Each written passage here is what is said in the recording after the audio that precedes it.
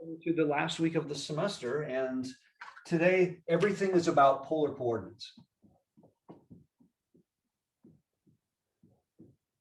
Now, I'm hoping everybody here has had an ample background in polar coordinates, and that would be great, but I doubt anybody actually remembers the details. So we're going to start from scratch. We're going to start down to the definition of what does it even mean and why do we use these and where do they come in? And we're going to talk about the graphing of it, the calculus of it, everything. So to start with, now in the XY plane, we are very familiar with how things work, okay? There are unique representations to every ordered pair. If I give you an ordered pair A comma B, it has exactly one representation on the plane, and every point has a one-to-one correspondence with the ordered pair that describes it, like an address. Polar coordinates are very, very different in that sense. I can do polar coordinates on the XY plane, but I'm actually going to choose not to at first, just to make it clearer. So polar coordinates, the root here is pole. The pole in polar coordinates is a point. Basically, it's the origin. It's the origin, but there are no X and Y axes. What there is a ray that points in the same direction as the positive X axis. There's no Y axis and there's nothing to the left of that, which seems kind of strange right off the bat. So the pole is the origin, and then you have a ray pointing in the positive direction. Therefore, all angles are measured against this. So if I put a point out here, here's a point on the XY plane, or just a point on the plane. How do I describe that point in terms of polar coordinates? Well, first thing we do is we'll draw a line segment from the point to the pole. That distance we call r. Therefore, r has to be greater than or equal to 0 because r represents how far away that point is. And there's also an angle theta made with that ray. Okay, so there is an r and a theta for this point. What's different with the XY plane is, think of theta in radians. Well, what if I add 2 pi? Well, then I'm at the same place. What if I add 4 pi? What if I subtract 6 pi? There's an infinite number of representations of the same angle. They're called coterminal angles. Basically, just add whole circles, add 2 pi's.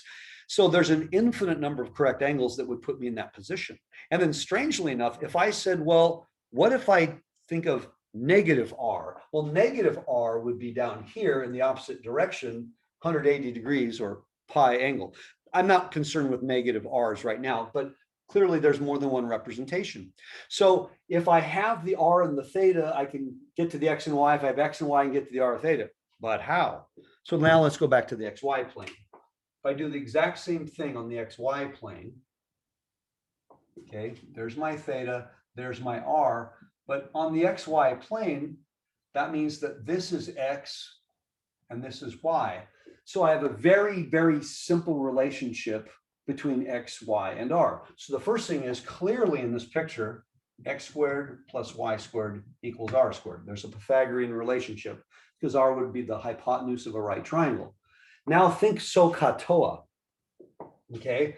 The cosine of theta would therefore be x over r, and that leads to, or implies, that x equals r cos theta. Now that sounds kind of like the parameterization we did with t's. The sine of theta is y over r, which implies that y equals r sine theta. And lastly, the tangent of theta is always y over x. So I have ways of going back and forth. More often than not, you're going to start in the XY plane and you're going to switch it to polar, but we can also start with polar and switch it back to XY. That's what we're going to practice next. But this is right here. That's how I go from XY plane to polar. Right here mostly is how I go from polar to XY. So I can go back and forth seamlessly. So let's do a couple simple examples of things. Okay.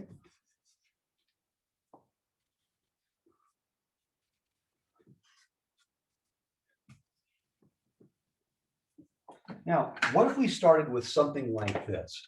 I've got r equals 4. R equals 4. I'd like to know, what does that look like? I want all of the places on the plane that are exactly 4 units from the pole. Does that sound like anything to you? Like a circle. Sounds like a circle. How could I show that that's a circle? Well, if r equals 4, then is it true that r squared would be 4 squared? Would that be true automatically? Yep. If 2 things are equal, then their squares are equal. That's not something we question. But we just said a moment ago that r squared is the same as x squared plus y squared. Oh my gosh, what do we got? A circle of radius 4 centered at the origin. That would be the set of points that are exactly 4 units from the pole. So that makes perfect sense. R equal 4 is a pretty simple representation of anything. So R equal 4 and this circle are exactly the same thing. So that's a really nice one. That made it kind of easy. Now, what if, let's try a different one. What if I have something like this? R equals 4 times, let's say, 4 times the cosine of theta. That's not exactly what I wanted, is it? Not exactly what I want. R equals 4 times the cosine of theta. Now, I could try to draw it. There'd be nothing wrong with that. And I'm going to show you how to do that. This is something you did probably in both trig and pre-calc. It's not the most efficient thing in the world, but this is always legal. You always assume that the theta is the independent variable and that r is a function of theta. So I would choose, let's say, theta of 0. Now I'm going to pick thetas that make it easy. So I'm going to pick pi over 3, pi over 2, 2 pi over 3. How about pi? And then I'll do it again. I need more space here. Oops. And how about, see, we're now 4 pi over 3 and 3 pi over 2 and 5 pi over 3 and 2 pi. So what are the r values if these are the angles? Well, cosine of 0 is 1, so this would be 4. Cosine of pi over 3 is a half, so this would be 2. Cosine of pi over 2 is 0. Cosine of 2 pi over 3, that's negative a half. Cosine of pi is negative 1. Cosine of 4 pi over 3 is negative a half. Cosine of 3 pi over 2 is 0. Cosine of 5 pi over 3 is positive a half. And then here we're back to 4. So I chose angles that would make this much, much easier for me to draw. Now, I'm going to freehand to the best of my ability. Okay, and let's say, 1, 2, 3, 4. 1, 2, 3, 4. Let's see how much I need here. All right. When I have an angle of 0, I am 4 units away. That means I'm literally at this point right here. Now, when the angle is pi over 6, which would be kind of in this direction, I'm only 2 units away. So that's kind of tricky. Now, if I have a protractor and a compass and I can do all these things, I'm going to have to kind of freehand this. So 2 units, but at an angle of pi over 3 probably puts me around here. That's not a very good picture, but that's kind of where I am. When I'm at an angle of pi over 2, I'm 0. Oh, so I'm definitely there. Okay. Now, what about when I'm at an angle of 2 pi over 3? It says my r is negative 2. And I said before, if r is negative, that means you're literally 180 degrees in the other direction. Oh, so I would be about here. Now, when I'm at an angle of pi, it says I'm negative 4, so that puts me back here. Now, when I am 4 pi over 3, which is here, it says an angle, or my r is negative 2, that puts me here. I feel like I'm retracing my steps. When I'm at 3 pi over 2, I'm 0. 5 pi over 3, finally, I'm here. Wow. So I kind of have the same things over and over again. This really wasn't entirely useful. I guess I could do more angles and just do more estimations. I mean, it's a little bit risky, but we could try that. Maybe if we throw in pi over 4, that might help. If I throw in pi over 4, maybe that's a little more useful. Well, that would be root 2 over 2. So times 4, that would be 2 root 2. Now, at a 45-degree angle, 2 root 2 actually would put me about right about there. Oh, maybe. And if I do the same thing here, let's say I do 7 pi over 4, then now it also put me at positive 2 root 2, which again would be right there. Huh, what do you think? Is that starting to look like something? Maybe? Sideways parabola. Maybe, except I have that point there. Oh, Is it just, oh, it's an ellipse? Or is it a full circle? Maybe it's just a circle, but I'm approaching it from a very inefficient point of view. I would have to graph lots of angles, and I'm estimating maybe there's an easier way. If I try to get this equation in terms of x, y, that might be more useful. But the problem is that doesn't look like anything.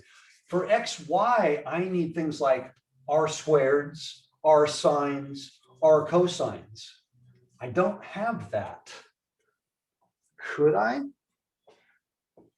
Well, before we squared both sides, and that gave us the r squared we needed, but I don't want a cosine squared. That's not going to be helpful. Could I multiply both sides by r? Is that a legal move?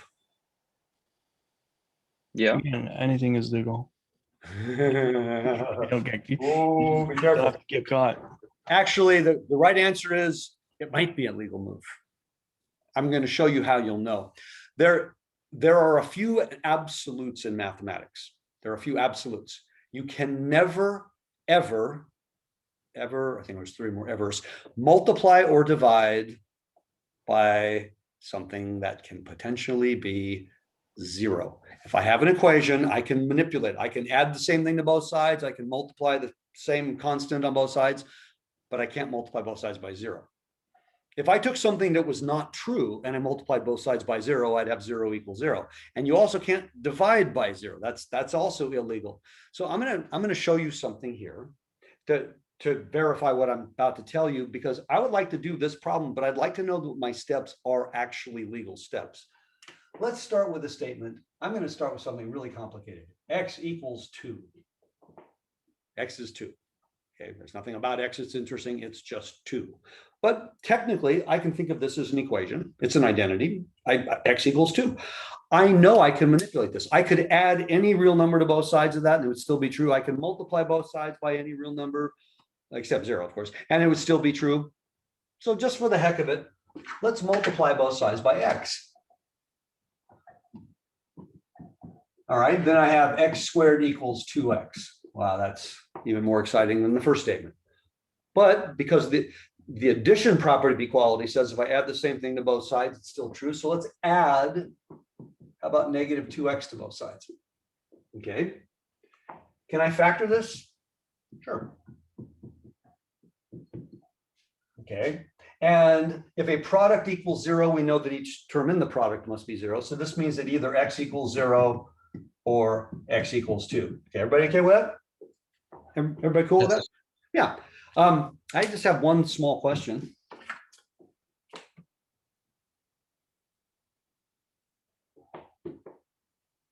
How did we grow an x equals 0? I started by saying x is 2, period. X isn't anything else. X is simply 2. Yet we got x equals 0 or x equals 2.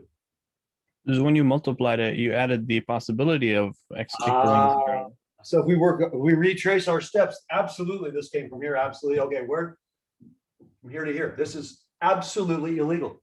This is an astronomical mathematical error. It is infinitely large in its scope, yet we do stuff like that all the time without even realizing it. We multiply both sides by variables all the time. But if I multiply both sides by a variable expression that can potentially be 0, I multiply both sides by x. This is called an extraneous solution. It's extra, but it's not part of the answer. And it was a result of me multiplying by x. I'll give you an example. If I had multiplied both sides by x minus 10, we would have found x equals 10. Was an extraneous solution. Whatever made my multiplier 0, I got as an extra answer. You can never multiply both sides by a variable expression if this was not already part of the answer. That's my point. Oh, Can I you really want to multiply both sides by R.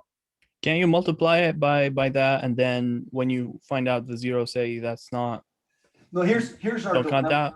Here's our dilemma. If I take a mathematical expression, something involving variables, and I multiply both sides by another variable expression, I may be introducing solutions into the problem that aren't there. I could literally completely change the nature of a graph by just simply multiplying both sides by R, unless, now I'm going to show you the test. Is there a value of theta where the right side does equal 0? Are there any thetas where the right side equals 0? Yes. Yes. Pi over 2. So R equals 0 is already a solution to that. Does that make sense? Since R equals 0 is already a solution, if I now choose to multiply both sides by R, which is exactly what I'm going to do, I'm going to multiply both sides by R, I am not introducing 0 as a potential solution. It was already there. In the example that I did over here, where I started with x equal 2, x wasn't 0, x was 2. I introduced x equals 0 as a solution when I multiplied both sides by x. That's why it was illegal. I am not introducing r equals 0 when I do this because it was already there. So this step is legal. In fact, I have to do this step. There's no way else I could get the answer. But I always have to know, is what I'm doing appropriate? If I just gave you a stuff with r's and thetas and you said, let me multiply both sides by r, you might be changing the nature of the problem. You gotta be a little careful. So that's, the test is pretty simple. So now I've got r squared equals 4r cos. Can I translate this into XY world? Yeah, just replace r squared with x plus y. X squared plus y squared. And how about the right side? 4 times x. 4 times x. Beautiful. Now, I don't know what that is in its current form. What if I do this?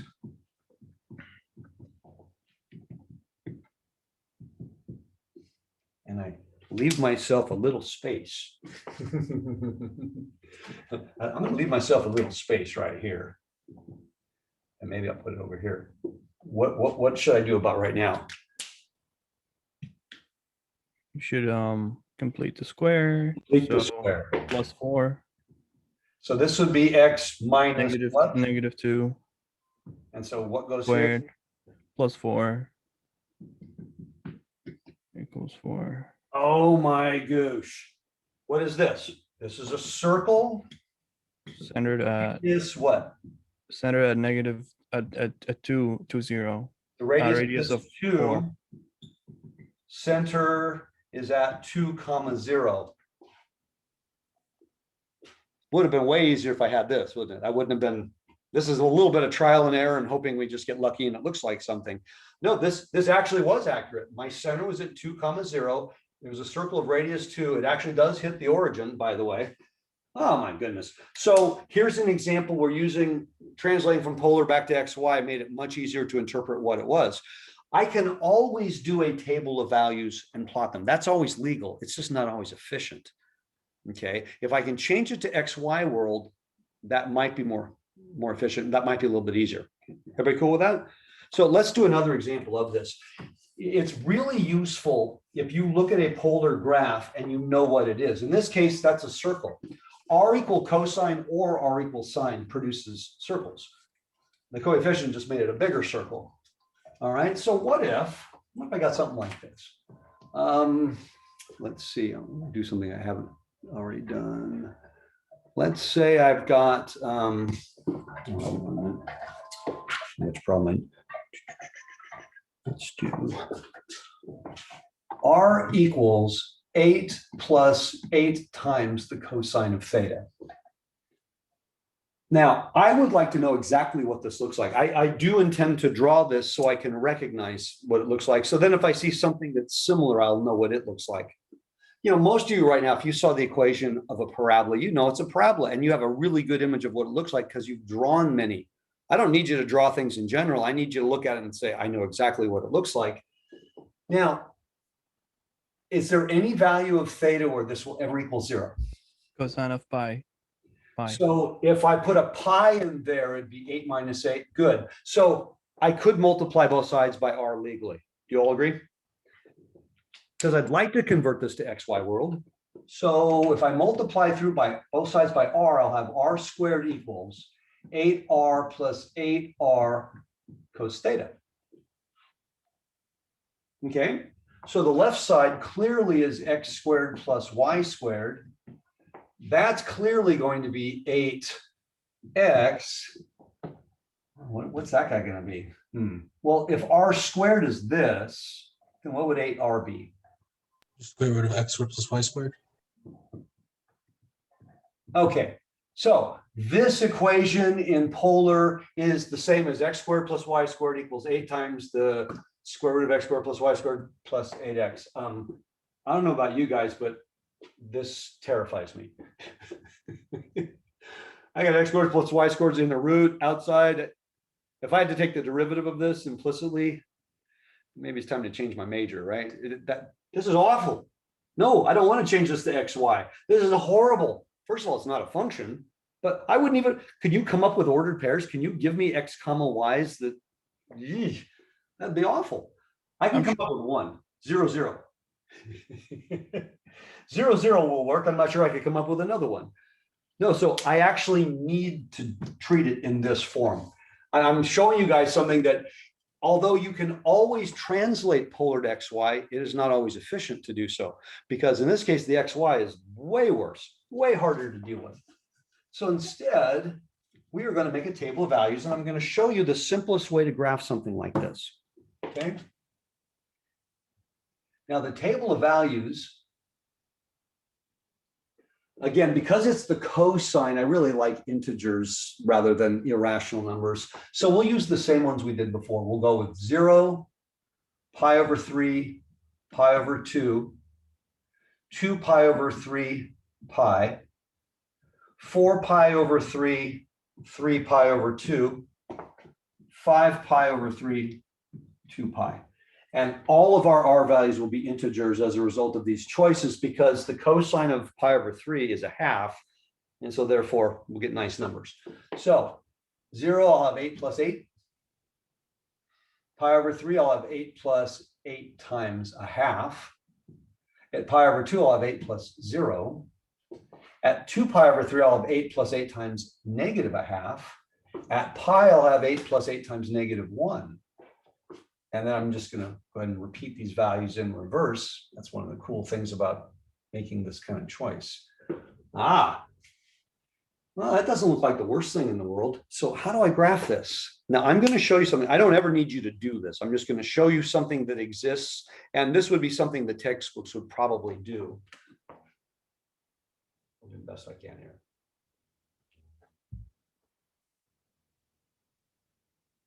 All right, I'm making concentric circles. Okay.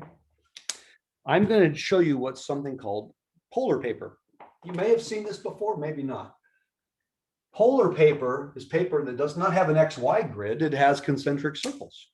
And each circle represents a particular radius. Just to make this simple, let's say that each circle I'm counting by I'm counting by 4s. So that would be 4, 8, 12, 16.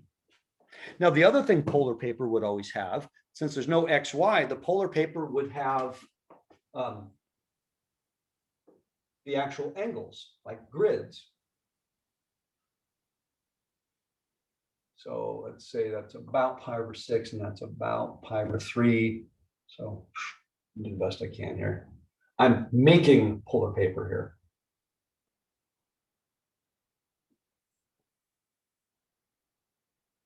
And so I've got roughly 30 degrees, 45 degrees, 60 degrees, and then the same thing. So this is what polar paper would look like.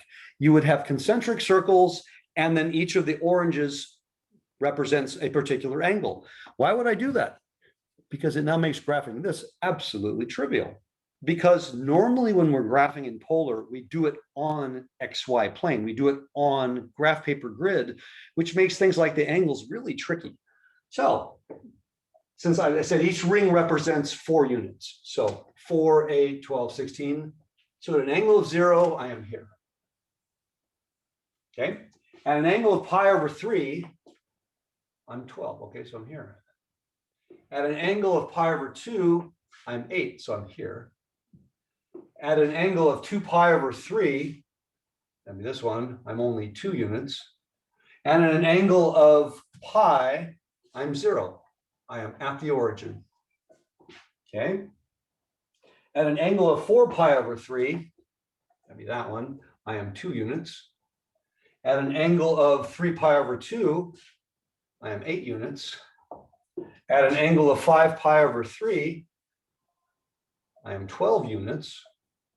And then I'm back to here. So what the heck does that thing look like? Kind of like a circle. Not like a circle at all. Hmm. Okay, now I'm going to erase my graph grid in a moment, but this was the easiest way to graph this thing, but now it's hard for you to see it. So I'm going to go ahead and just show you what it looks like now on the XY plane. The thing that I just did was so that I could create a very accurate picture, even though I'm freehanding this thing. So we know there was here. That's what it looks like. If I rotated that 90 degrees, kind of looks like a what?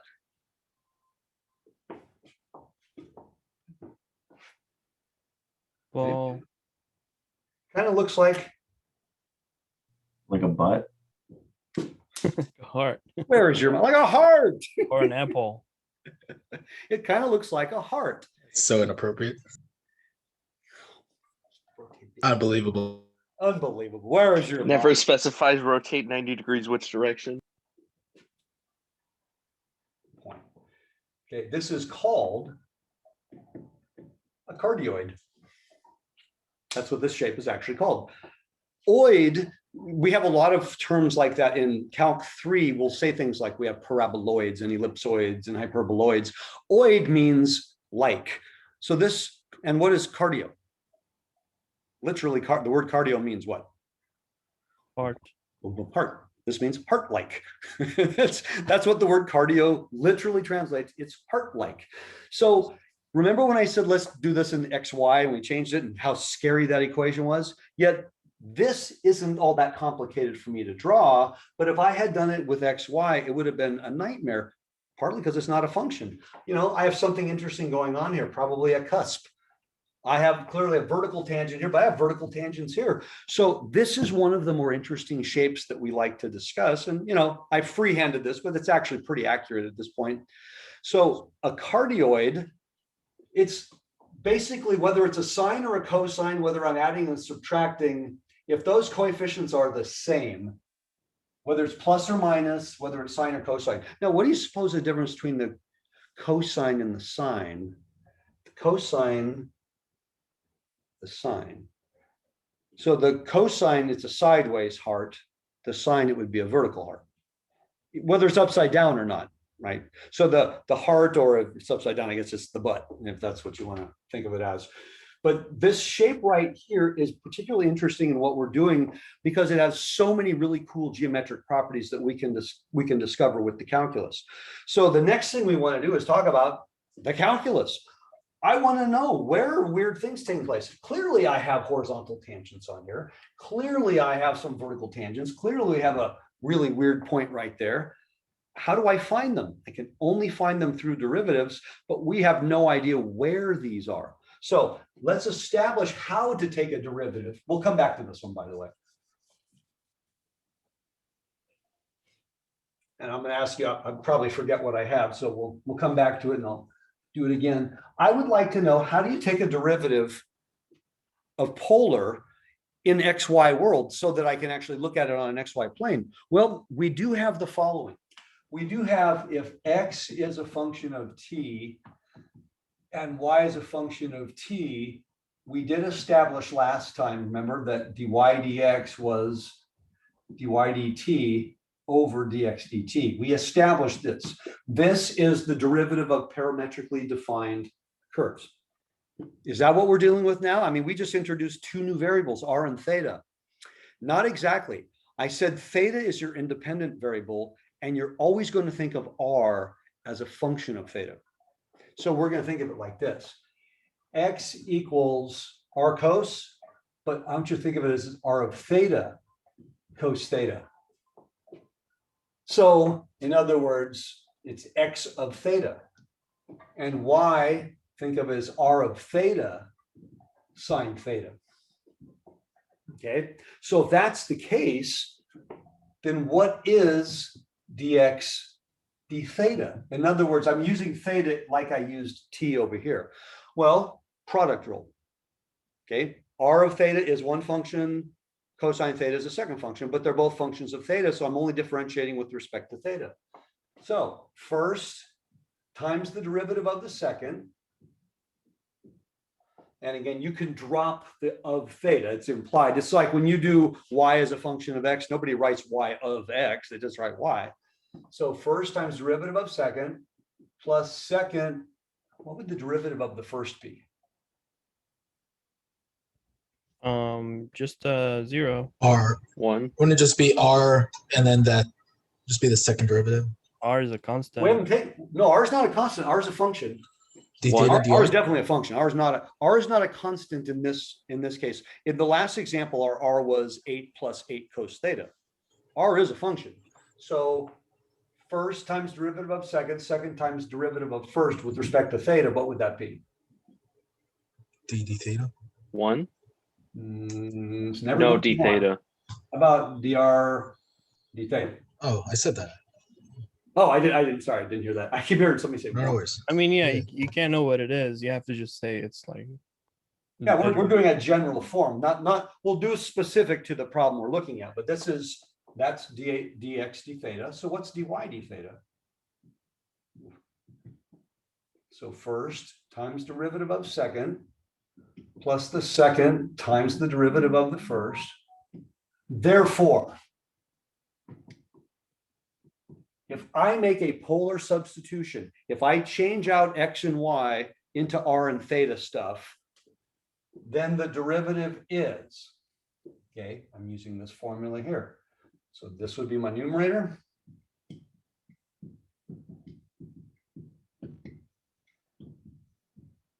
And then that would be my denominator. And I'll put like this, negative r sine theta plus cos theta times dr d theta. Okay, now that looks pretty scary, and it probably is sometimes, but in general, you're not going to be working with functions that are that complicated. So this will probably simplify greatly, pretty much every time you use it. So let's do the last problem we just did, because I would like to know, where do I have vertical tangents? Where do I have horizontal tangents? Or for any given angle, can you tell me the slope of the tangent line? I mean, that's really what we do derivatives for. So let's go back to this one. So R equals 8 plus 8 cos theta. So let's start with, what is dr d theta? What is it in this case?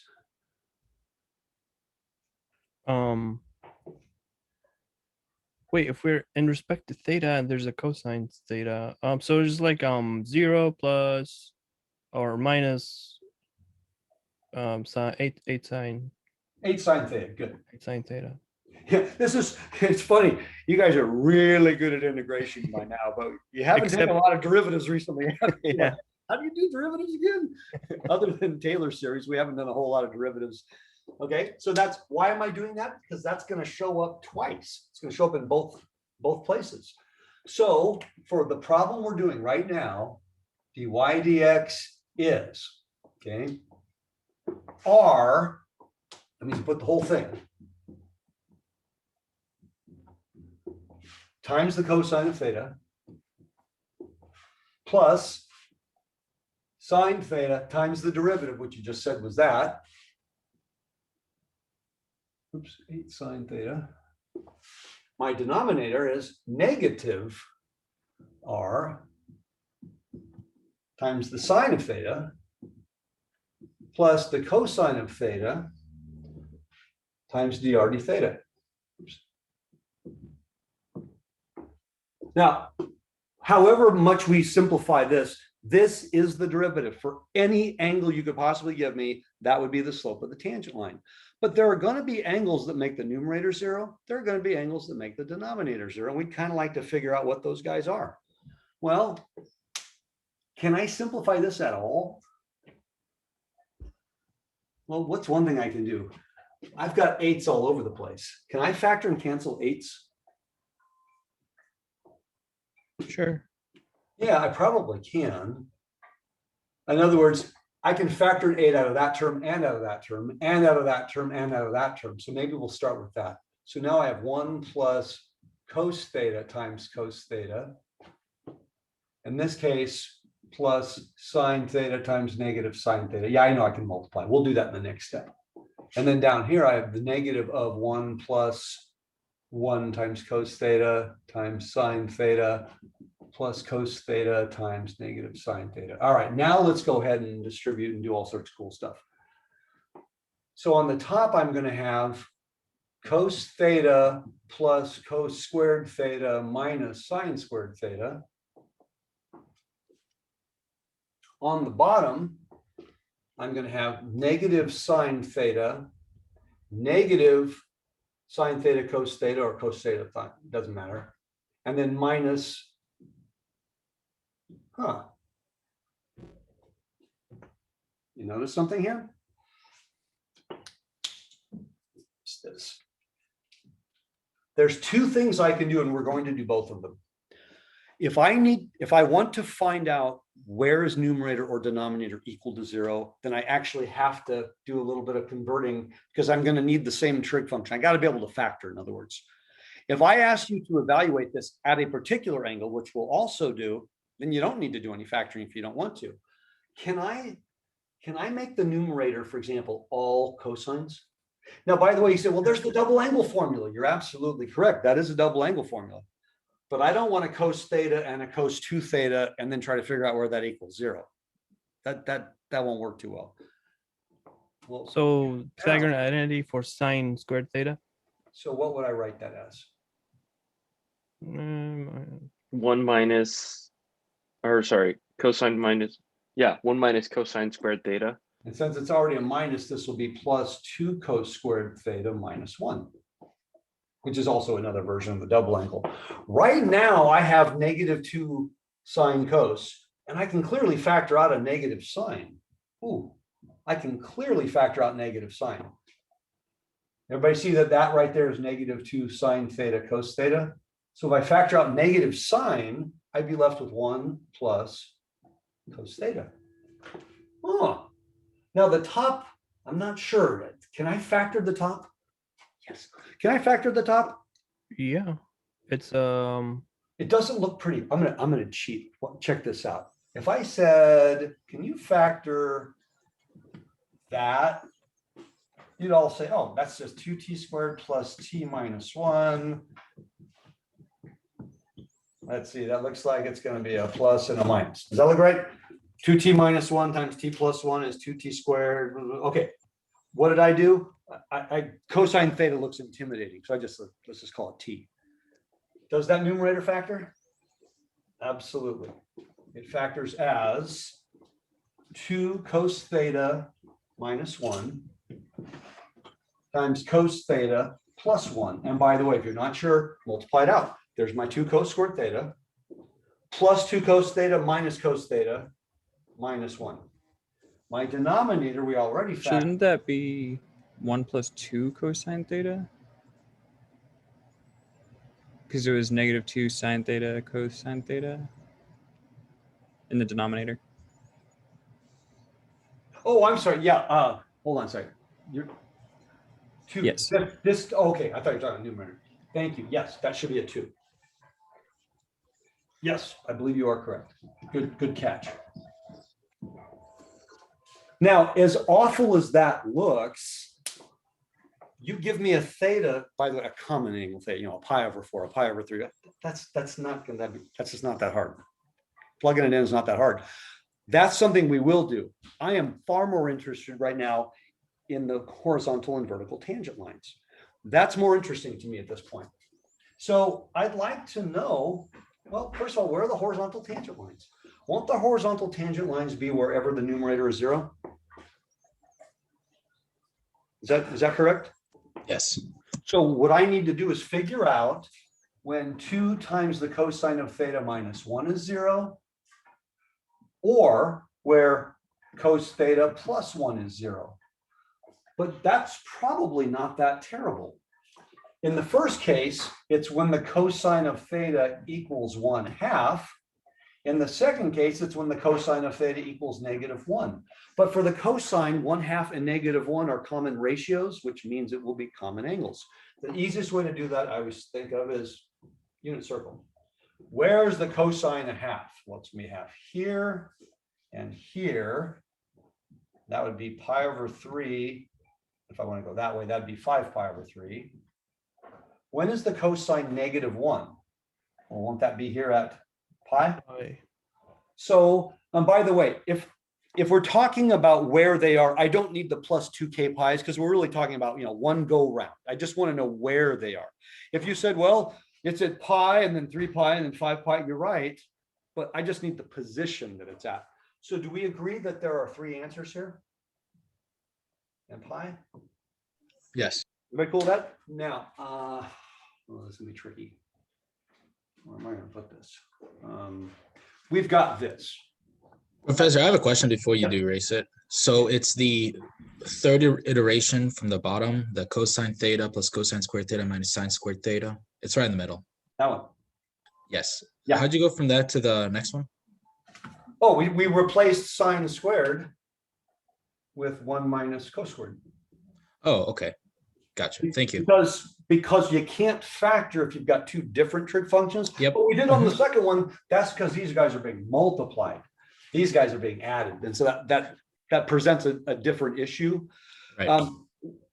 Yeah, there's a little luck involved that it was factorable, but to be honest, it usually will be. You're not dealing with problems that are going to be so complicated that you reach dead ends. Because if that were the case, it's a bad question. You can't learn if you can't do it. I mean, seriously. So if the question's asked, you can probably do it. So Thank you. no, those are important questions, because my goal in this problem was to figure out where the horizontal tangents were. But we're going to do this in a moment where I'm going to just give you a random angle and say, let's evaluate it, and see what happens. Okay. The reason I'm doing this is I want to draw my picture again. So we said it looked like, okay, it's not a great picture, but you got the idea. Looks something like this. According to this, at pi over 3, which is about there, what do you know? Horizontal tangent. And 5 pi over 3, which is about there. Is that a good thing? Is that a good thing? Yeah, it's a great thing. That totally agrees with the picture. Well, pi put us here. Ooh. There's a cusp. So Yeah. on the There's cusp, you can have something goofy was happening there. How's that? Well, let's leave it at that. Something goofy was happening at pi. But are there any other horizontal tangents? No, I'm pretty sure they're not. Now, using the same reasoning, do you agree that at 0, I ought to have a vertical tangent? yeah. Sine of 0 is 0. Ooh. Now, the other guys are here. They're somewhere in the second, or excuse me, yeah, in the second and third quadrants. I'll leave that one up to you, but my calculus is agreeing with my picture. Now, the next thing I would like to do, I would like to just pick an angle. Let's say we pick pi over 3, or excuse me, pi over 6. Probably about there-ish. I would like to know, what is the slope of the tangent line? First of all, I'm not going to guess based on the accuracy of my graph, because the answer might be irrational, but I do know that it should be negative. Do you agree? The slope of my tangent line should be negative. I don't know how big or how shallow. It's probably not terribly steep, but remember, it gets vertical here, so it might be. So how the heck am I supposed to figure that out? Actually, that's not that hard. I'm going to go back. Plug it in derivative. Plug it, or just plug it right. Yeah, plug it in right there. But now I'm going to show you. Now I'm going to be a little bit lazy. The step before this, okay, The step before that, it was cos theta plus cos squared theta minus sine squared theta. And on the bottom, it was negative sine theta minus 2 sine theta cos theta. And then we did a little swap and we factored. This was the step before. If I need to know where numerator or denominator are 0, I have to have the ability to factor it, period. You can't set something equal to 0 if it's not factored. But I just want to evaluate this at a random angle, pi over 3. Could be any angle, or pi over 6. Pick any angle you want. So now I'm going to simplify this one differently. Now I'm going to use the fact that both of these are double angle formulas, aren't they? Does everyone see that? This will make it easier. I don't really want to plug a theta in there, a theta in there, a theta in there, a theta in there, knowing that most of them will make these irrational and really, really messy. Correct, messy. But what if I rewrote it like this? This is dy dx. Could I write it as cos theta plus cosine of 2 theta on top and negative sine theta minus sine 2 theta on the bottom? Is that legal, what I just did?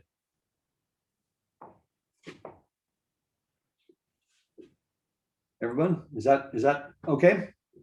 Yep. The only reason I'm doing this is because I now want to evaluate this at different values of theta. Oh, okay, I'm not solving. Here I'm solving to figure out what the thetas are. Here I'm just going to evaluate this, and I could give you 10 different angles and you can just plug them all in. The evaluation now will be much faster than it would have been over there. So let's say I said pi over 6. So the correct way of writing it is dy dx evaluated at, remember that's what that notation means. Now, what is the cosine of pi over 6? Squared 3 over 2. Root 3 over 2. What's the cosine of 2 times pi over 6? That'd be pi over 3. That's a nice one. That's a half. Okay. What is the sine of pi over 6? 1/2. 1/2. Half. So I have a negative 1/2. What's the sine of pi over 3? Root 3 over 2. Oh, I see the same kind of numbers, don't I? Did I write those correctly? Let me just make sure. Okay. Let me tell me the answer. -1. -1. Is that a good answer? Yeah. Yeah, in fact, my graph, if you actually got out with a protractor, it probably is a 45-degree angle that I just drew. I got lucky. So that wasn't too terrible, was it? You just told me the Not slope of the bad. tangent line at that angle is -1. And there was no approximation. You didn't even have to do anything. At the very worst, because I have roots, I may have to manipulate it, multiply top and bottom by a root. You know, I may have to do some low-level algebra to make this cleaner. That's about it. But the routes you take are the routes that make the problem easier, but it's algebra. This is not calculus at this point. The calculus was the very first step of this problem where I took derivatives. Everything after that is just manipulating the algebra. So what we're doing in this case here is a couple of different things. We're going to familiarize ourselves with what does a polar graph actually look like. And the most common polar graphs, by the way, really are circles, or like in this case here, the cardioids. Those are the most common ones that we run into. But then when we want to do the calculus of the polar graph, we want it to all make perfect sense. Okay. Any question on this, by the way? This is a pretty high level problem when we were able to just rip it apart. No, okay. That's as far as I want to go today. This is the lower end of the 2 lectures. Tomorrow, we're going to do the integration part. We're going to say, I'm going to do the same problem and I'm going to say, what's the area? Ooh, now that one is not as trivial. That's a little bit more work and that involves a little bit more setup, but we're going to develop a formula for areas of polar graphs. And it's a pretty cool formula because it just uses some really basic geometry, which of course we'll review first. And then you'll be able to do that. And then that is the skill, not the derivative side, the integration side. That's the skill you're going to use repeatedly in Calc 3. And I can tell you this right now, most people go into Calc 3 going, oh God, polar, I don't want to deal with polar. And then after you do polar in Calc 3, Polar's your best friend. I mean, you invite Polar to parties, you know, you hang out with Polar because you realize anytime it made sense to go polar, you made a really nasty problem probably somewhat easy. It doesn't make things harder to go polar. You're only going to do it because it makes things easy. All right, so let's stop there.